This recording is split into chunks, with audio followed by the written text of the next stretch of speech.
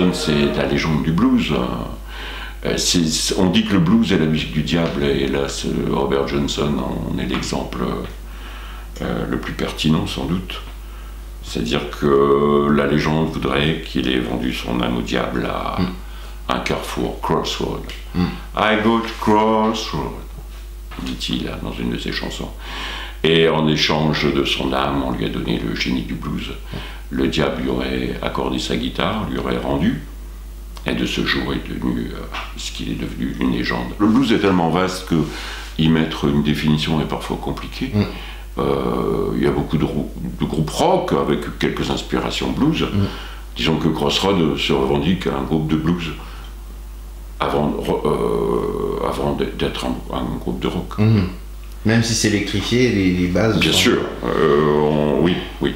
Et on a pour mission de répondre de véhiculer le blues, oui, aussi. Je suis d'abord musicien depuis de nombreuses années. J'ai commencé en 86 au retour de l'armée, avec des musiciens d'Arras, et puis assez vite, étant fan de blues, j'ai commencé à rencontrer des musiciens avec qui j'ai croisé le fer, notamment de Douai, Daniel Duez, Didier Bourlon, avec qui j'ai pu faire des remplacements dans les années 90, mais un petit peu avant, en fait, j'avais monté un groupe qui a beaucoup tourné dans la région, qui était le Blues Travel Band, parce que les groupes de hard rock avec lesquels j'ai joué, bon, on avait sorti quand même des maquettes, un 45 tours, qui est collector maintenant, avec un groupe qui s'appelait Witness.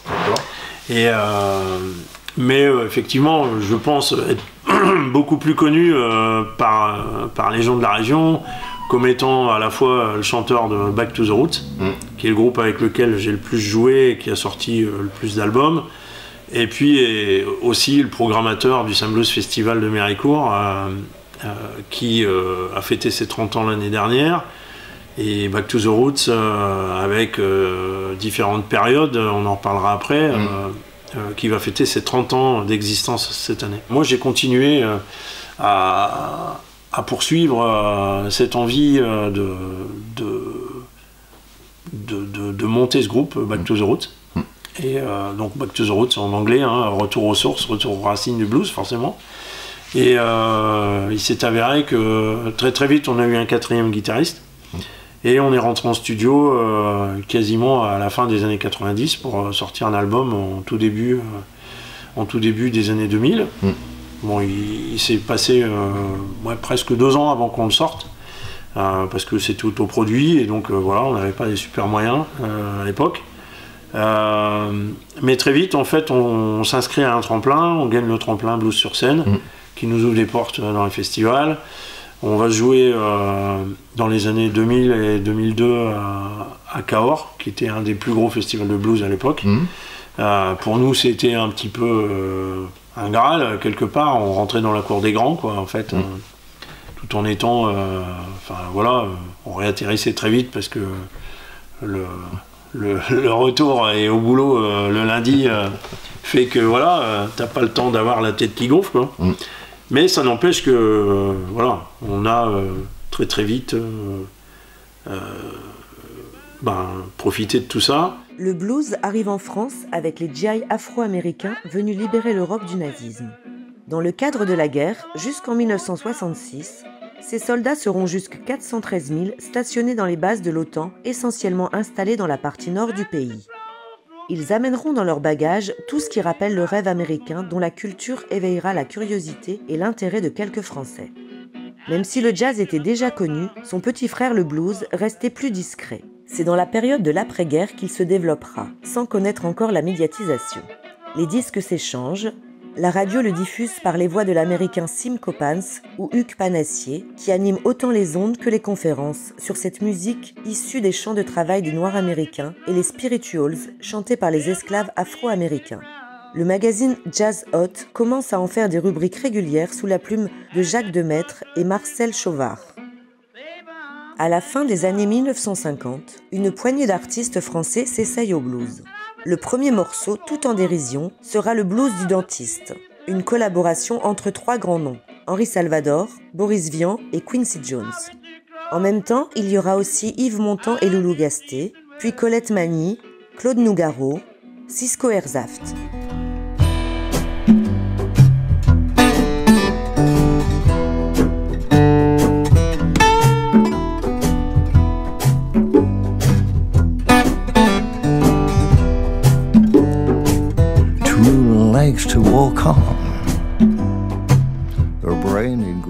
La transition vers des sons électriques attire les stars du rock comme Johnny Hallyday, Eddie Mitchell et Dick Rivers qui s'emparent des rythmes pour amorcer la popularisation du genre. Quand tu commences à écouter des gens comme Clapton, Rory Gallagher, ZZ Top, etc., tu essaies d'aller chercher les bluesmen qui les ont inspirés. C'est-à-dire qu'en fait, c'est par le biais du blues blanc, blues anglais ou blues américain, peu importe, mais que en fait j'ai fait des recherches pour effectivement découvrir en fait des artistes qui m'ont scotché. Et puis dans les années 90, quand il y a eu les premiers CD, en fait il y a beaucoup de firmes qui ont sorti les fonds de catalogue et qui ont sorti des CD à 1-2 euros, quoi, tu vois, et on pouvait s'acheter toute une collection de CD, ce que j'ai fait pour découvrir des artistes dont on ne parlait pas. Et c'est ce qui m'a aidé par la suite aussi à pouvoir faire ce qu'on appelait des concerts un peu pédagogiques dans les festivals pour évoquer tous les courants que le blues avait pu engendrer. On ne peut pas faire l'impasse sur Buddy Guy parce que je crois que c'est la dernière légende encore vivante. Qui a plus de 80 ans et qui tourne encore beaucoup. Et on ne sait pas assez, c'est des gens qui ont influencé par exemple Jimi Hendrix. Oui, on ne peut pas, après remontant à la source, Howlin' Wolf, forcément pour le côté très africain de son blues et le côté très hypnotique. Et c'est ce qu'on cherche, nous aussi, à s'approcher du côté très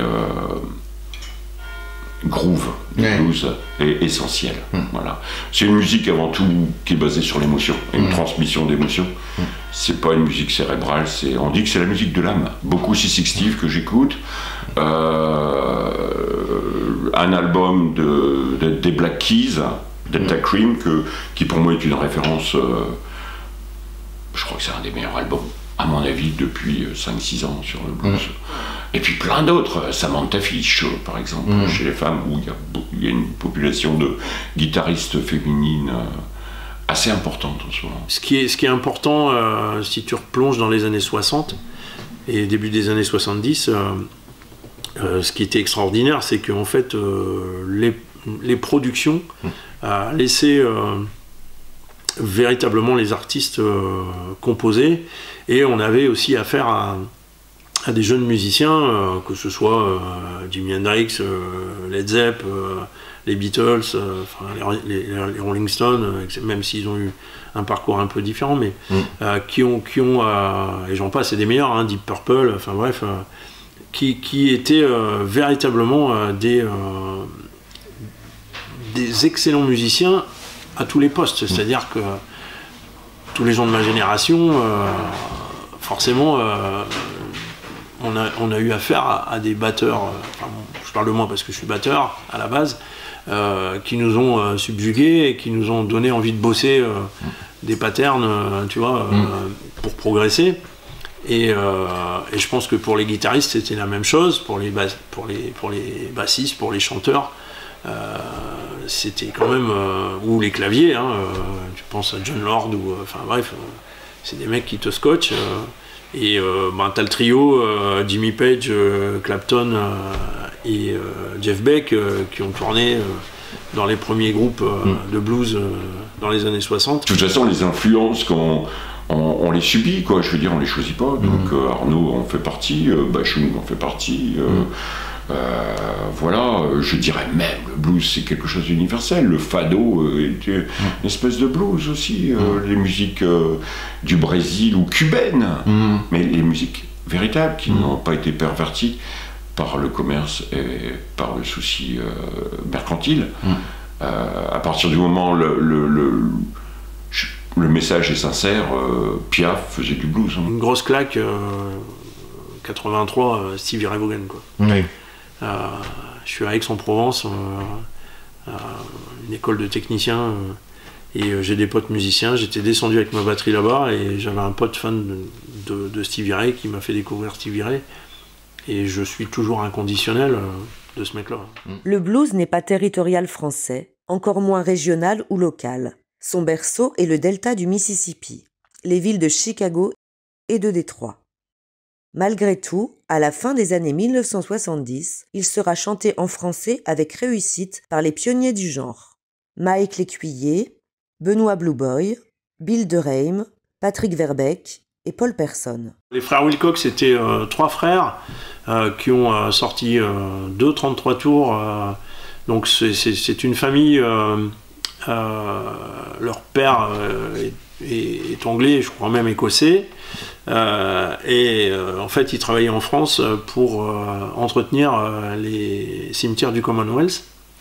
Et il s'avère que en fait, le frère aîné était un fan de blues, et il a monté un groupe avec ses frangins. Donc Terry Wilcox à la batterie, celui avec lequel j'étais le plus en contact à l'époque. Sammy Wilcox à la basse, et Sammy en fait qui a fait une carrière, qui a été signé chez Carrère, etc., qui a joué ensuite en solo, et qui a formé plus ou moins le groupe Wilcox. Alors après, le frère aîné, qui était beaucoup plus bluesman, a quitté le groupe parce qu'effectivement la tendance était plutôt hard rock à l'époque. Oui. Et donc voilà, mais en fait ils ont laissé une trace.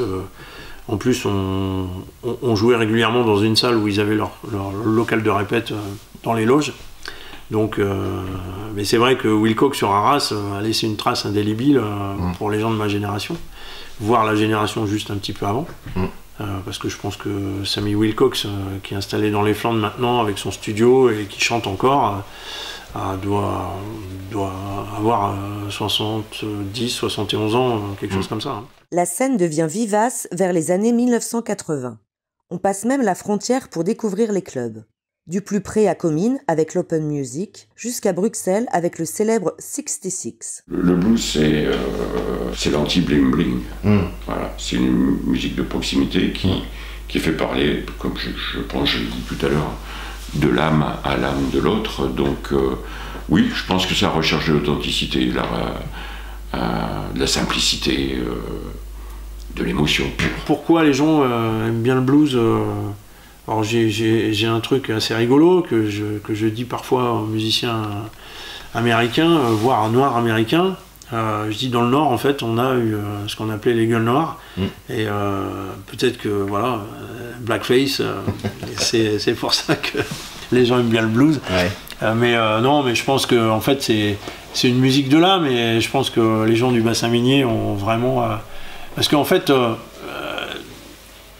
quand tu joues dans des lieux où les gens n'ont pas l'habitude d'écouter du blues, souvent, tu dis « Ah, c'est ça le blues », etc. Alors qu'en fait, les gens se font une idée assez minimaliste blues, chanson triste, etc. Alors qu'en fait... Très lié au cinéma aussi. Alors que le blues, c'est la musique de l'âme, et en fait, elle est à la fois festive. Alors certes, on connaît tous les classiques, ma femme m'a quitté, machin, enfin bref. Alors, il faut s'imaginer aussi que dans le langage du blues, il y a tout le temps des doubles messages. C'est-à-dire qu'en fait, pendant très longtemps, les premiers blues, les gens en fait jouaient avec les musiciens de leur maître, donc pour animer des soirées, etc., des maîtres des plantations où il y avait des esclaves, etc. Et petit à petit, en fait, dans les paroles, ils ne pouvaient pas se permettre de critiquer directement leur maître, mais donc, en fait, dans les paroles, parfois, ils critiquaient leur gonzesse.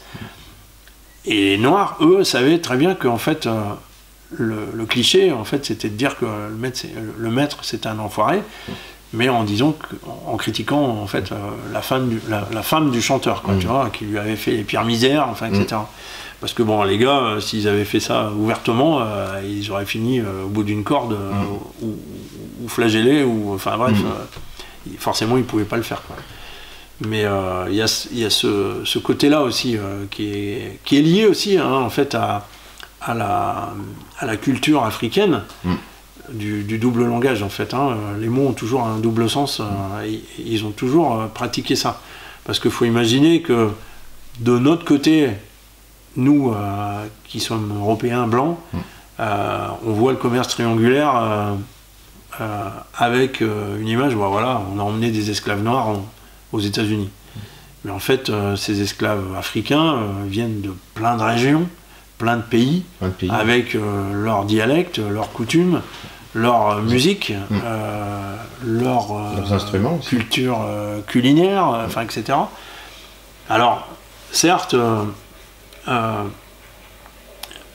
ils se retrouvent tous donc, déjà esclaves en Afrique, hein, c'est bien les Noirs qui les vendent aux Blancs. Hein. Faut pas l'oublier, ça non plus, parce qu'il y a une traite à l'intérieur de l'Afrique aussi qui est importante.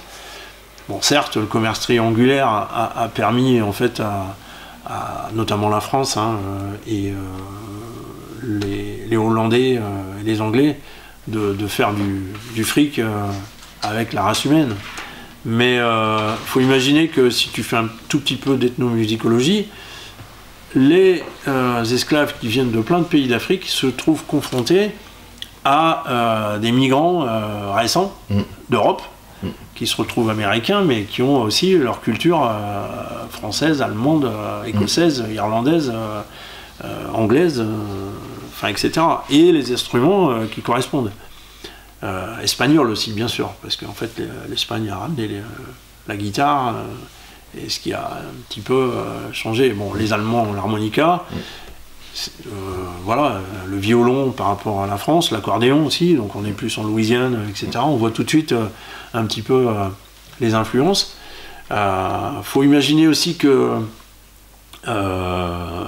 quelques siècles avant, en fait, Louis XIV a un petit peu abandonné ses colonies au Canada, et les Anglais en ont profité pour s'octroyer en fait le Canada et chasser les Français qui ne faisaient pas allégeance au roi.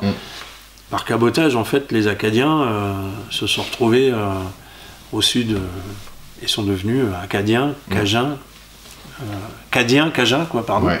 Donc la musique française, en fait, a influé aussi dans le sud des États-Unis.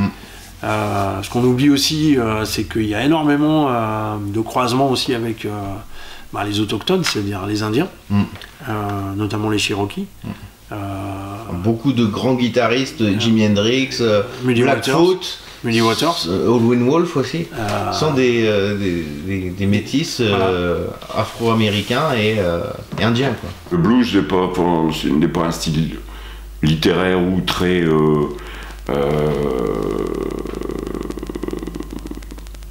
oui, c'est l'oralité. Voilà, c'est ça, c'est la spontanéité, mais la sincérité du message, par contre.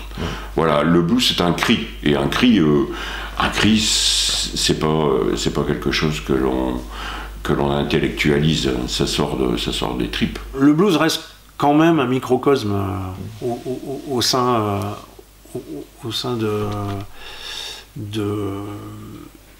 de la musicologie nationale, quoi. Tout le monde se connaît, en fait, partout en France.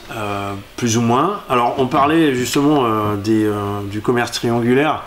Je fais toujours un rappel là-dessus, c'est que très bizarrement, en fait, les deux communes qui sont devenues très riches par rapport à la traite d'esclaves, c'est-à-dire qu'en fait, les bateaux partaient de France, de Bordeaux et Nantes, allaient en Afrique, chargeaient les Africains, partaient aux États-Unis et revenaient avec des denrées.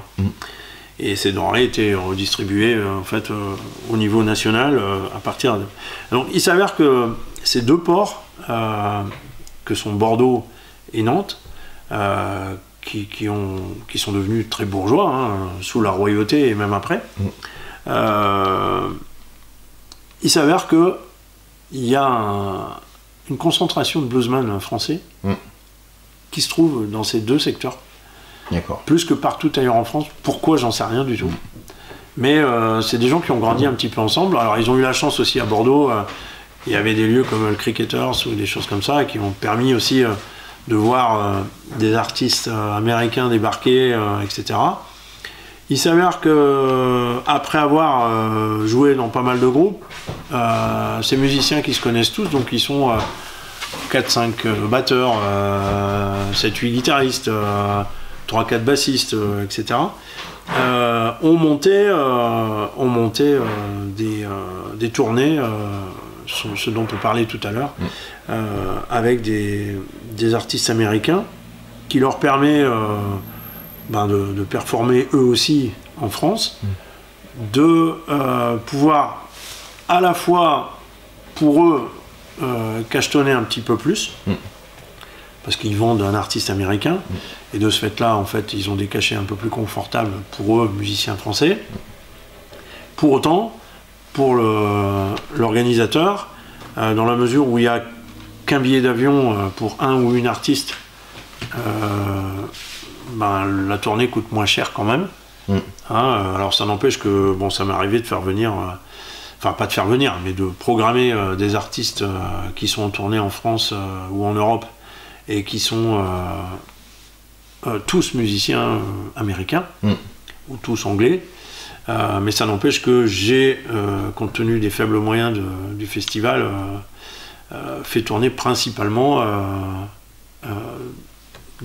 des artistes américains avec des musiciens français derrière. Et en fait, tous ces musiciens-là me connaissent. Et je les connais. Alors, soit parce que on a tourné dans les mêmes lieux avec Back to the Roots, parce que c'est le groupe avec lequel j'ai le plus bougé en France.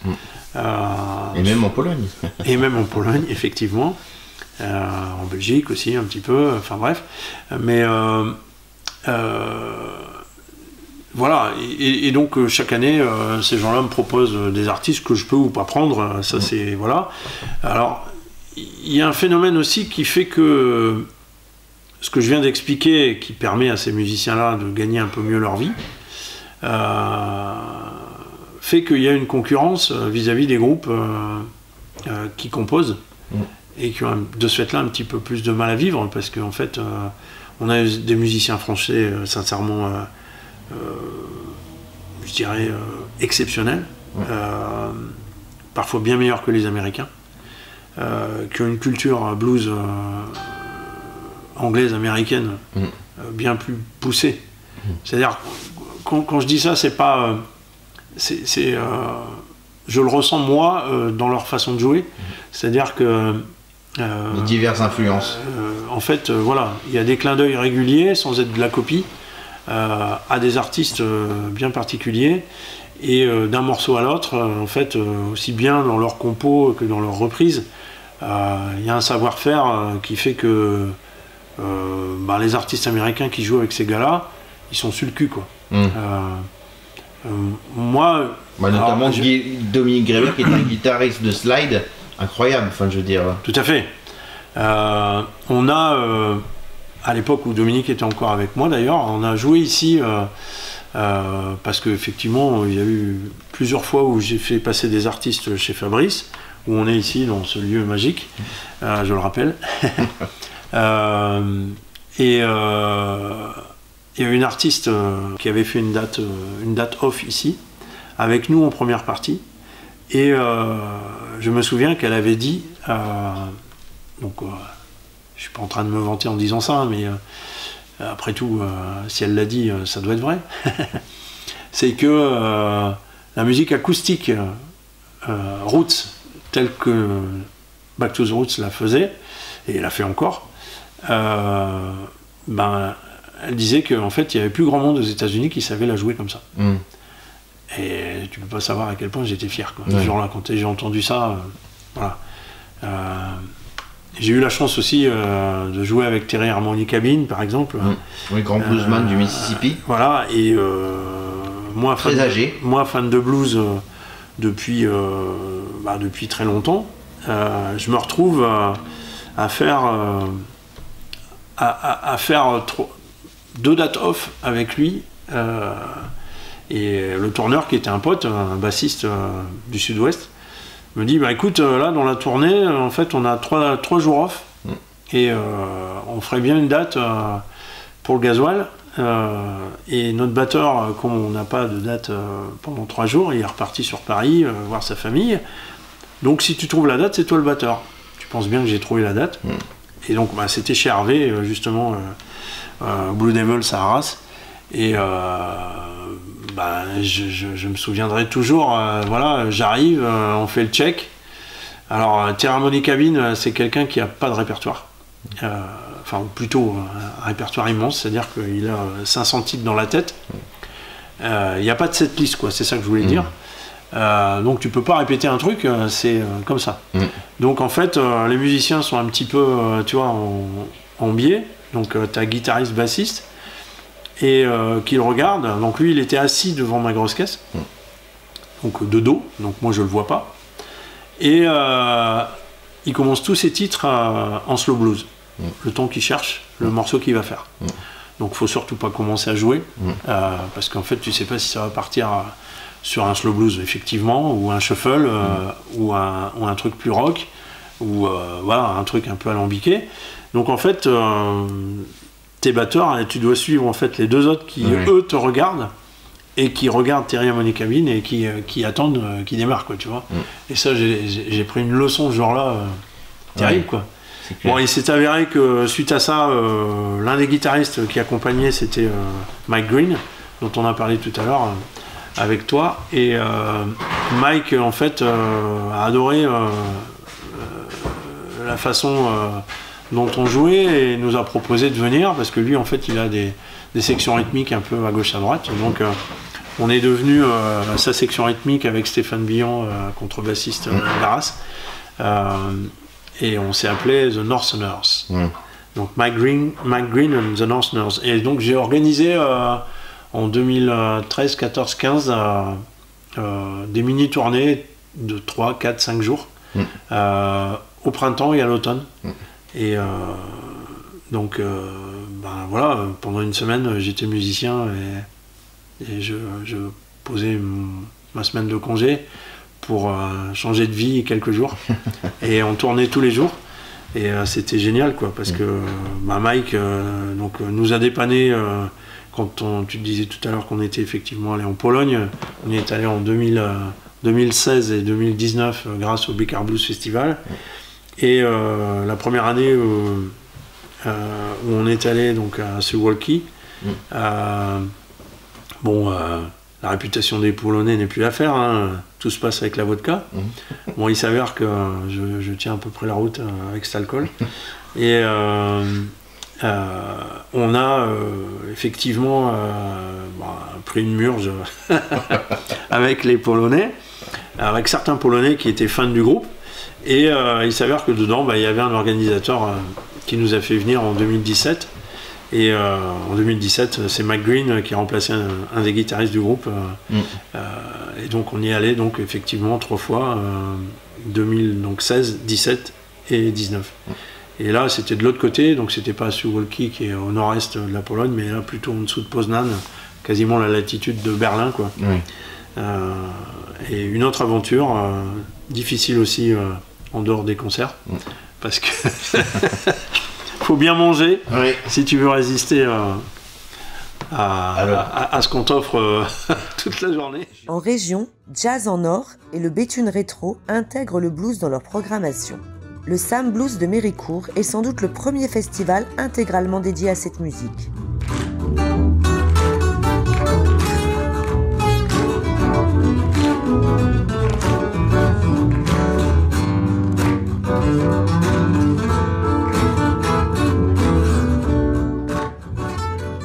Comme il y a 1000 raisons d'aimer le blues, il y a 1000 façons d'organiser ces rassemblements.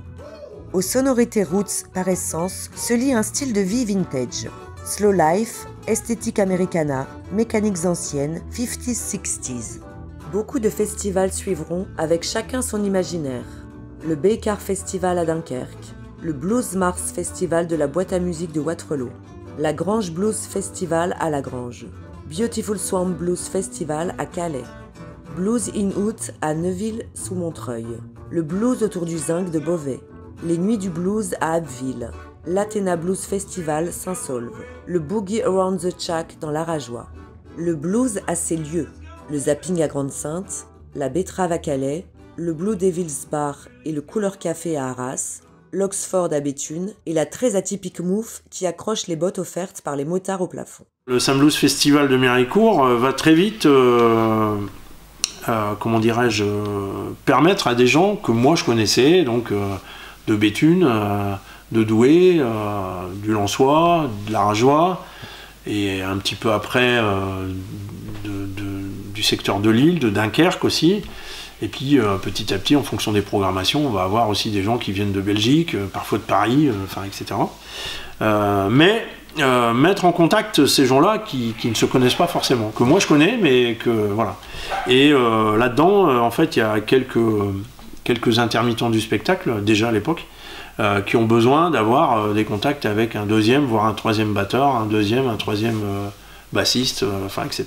Pour tourner, parce qu'à l'époque, il y avait beaucoup de groupes qui... Pour pouvoir tourner, parce que il s'avère que, par exemple, un des musiciens attitrés du groupe se retrouve avec un contrat d'1 an chez Mickey à Paris, tu vois, et il faut bien le remplacer, ce qui m'est arrivé aussi. Et donc, j'ai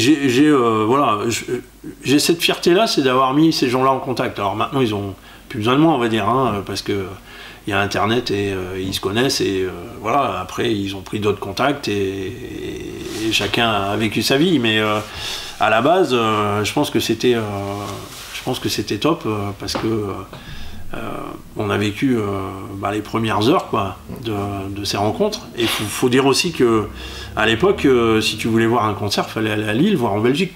Il n'y avait quasiment rien ici en programmation. Avec le Centre social et culturel de Méricourt, en fait, on a fait une programmation de fin 94 à début 97, qui était de 5 dates par an. À raison d'une date tous les 2 mois à peu près. Il ne se passait rien pendant l'été. Donc c'était vraiment pendant la période scolaire, de septembre à juin. Et donc 5 dates avec 2 groupes systématiquement, donc une tête d'affiche et un groupe régional, ce qui a permis aussi aux groupes régionaux de jouer dans de bonnes conditions.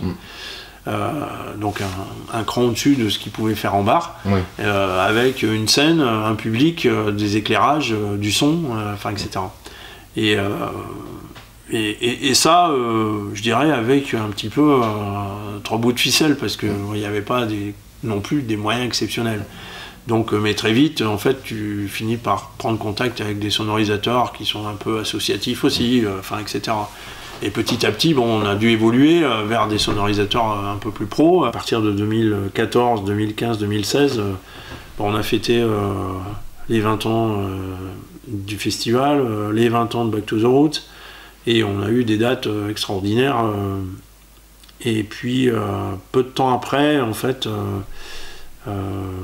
pour des raisons d'organisation, de personnel, etc., Méricourt a limité en fait les dates au samedi, et donc j'étais en contact avec la ville d'Avion, où j'avais fait aussi des dates blues, et à partir de là, en fait, le vendredi est devenu une deuxième date du Sam Blues Festival de Méricourt, alors qui s'appelait encore comme ça, jusqu'à il y a 2 ans où on a décidé de changer le nom pour l'ouvrir au Bas-Saint-Minier, et donc le Sam Blues Festival de Méricourt est devenu Sam Blues Festival en sol mineur, pour que effectivement les gens puissent s'identifier au festival et non pas à la commune de Méricourt, et donc pour les communes qui participaient à ça, donc Avion principalement, qui est toujours partenaire, et depuis 2 ans la ville de Lens via le Colisée.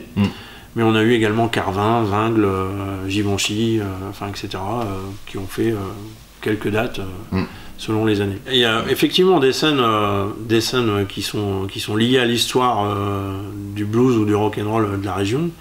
Bon, forcément, tu viens de parler de l'Oxford. L'Oxford à Béthune est fortement lié à Hervé Loison, qui en a fait une grosse partie de la programmation, et qui avait fondé à la base le Béthune Rétro, qui est devenu un événement incontournable des festivals d'été de la région et même d'Europe, hein, parce qu'en fait on voit des musiciens débarquer des États-Unis, d'Angleterre, d'Allemagne, de Belgique, de partout.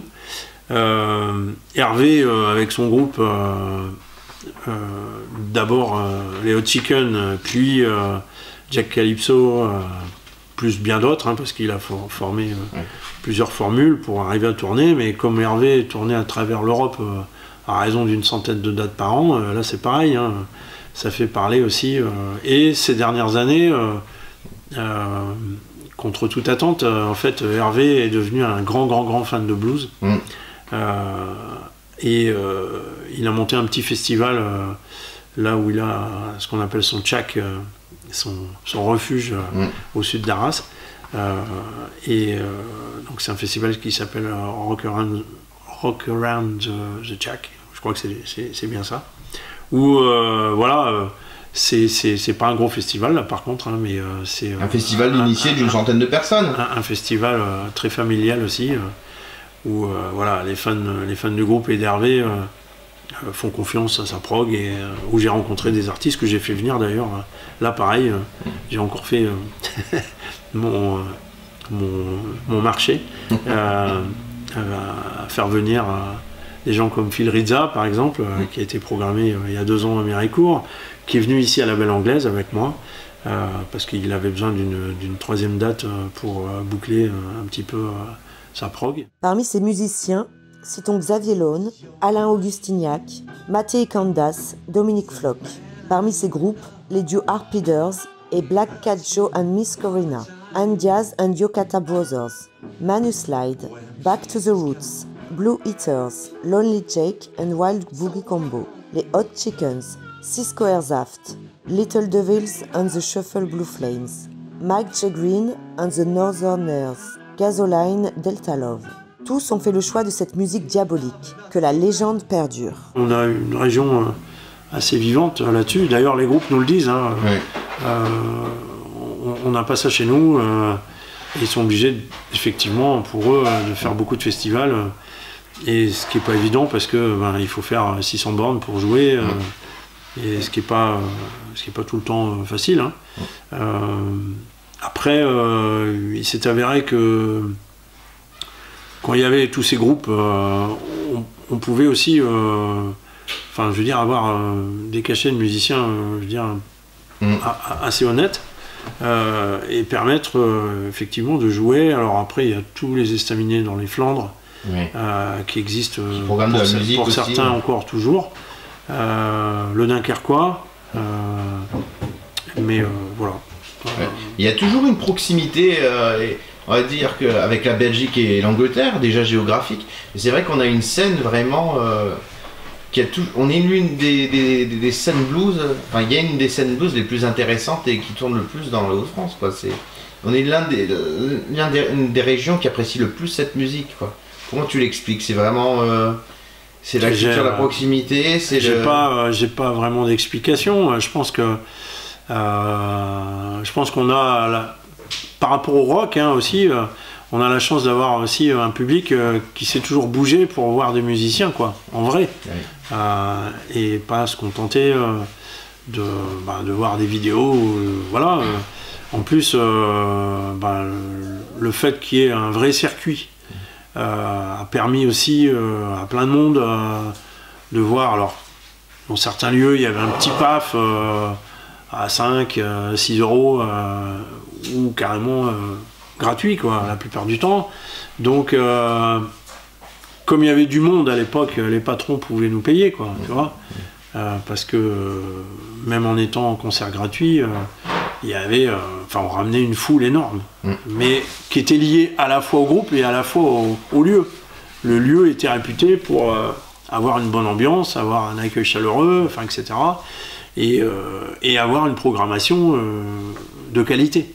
Donc il y avait le groupe aussi. À partir du moment où tu as une certaine notoriété, tu ramènes forcément des fans, mais il y a les deux. On sert le blues, nous on n'est que des passeurs de blues, des passeurs de musique. Et notre ambition, en tout cas pour Crossroads, c'est de transmettre une émotion et de parler à l'émotion de l'autre sans passer par les artifices, quels qu'ils soient, le plus directement possible. C'est l'anti-glam rock. C'est une musique tellement riche, autant au niveau musical, qui est pas. On pense que le blues peut être quelque chose de lancinant, de plaintif, alors qu'il peut être aussi extrêmement violent. Et je pense qu'à travers le blues, on retrouve nos racines primitives, du balancé comme ça, du côté hypnotique de la musique qu'on retrouve en Afrique. On traîne sur des chemins embrouillés, ah ça c'est sûr, oh ça c'est sûr. Il faut penser à me casser.